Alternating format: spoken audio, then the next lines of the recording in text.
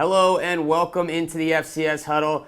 I'm your host, Elliot Schall, alongside the FCS Senior Editor for Stats, Craig Haley. And boy, oh boy, as we always say, the season is rolling and rolling, and we are officially in what we call the stretch drive, November.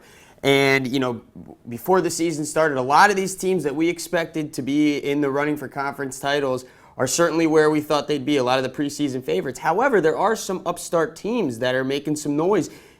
Should we be surprised about some of these teams? Good question.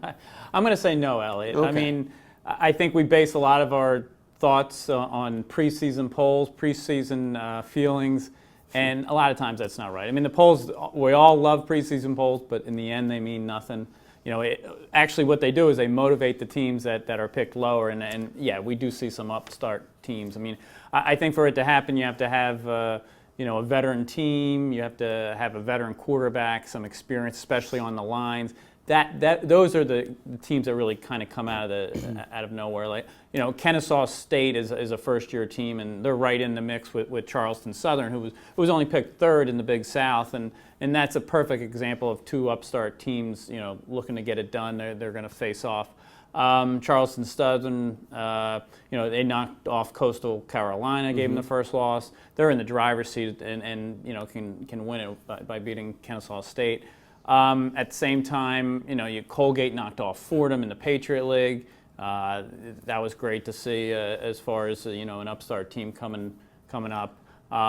This week, Morehead State has its shot at undefeated Dayton in the Pioneer League. There's definitely a handful of teams across, more than half the conferences that upstart teams. Absolutely. Now we just showed a graphic showing a lot of these teams that are sort of what we call the surprise teams.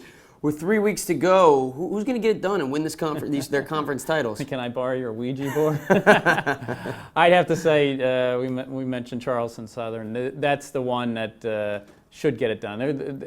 They have experience. They should beat Kennesaw State and earn their first bid to the playoffs in doing so.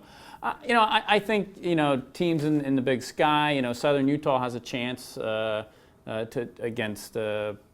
beat out Eastern Washington. I mean, Portland State should be in the playoffs even if they don't win their bid.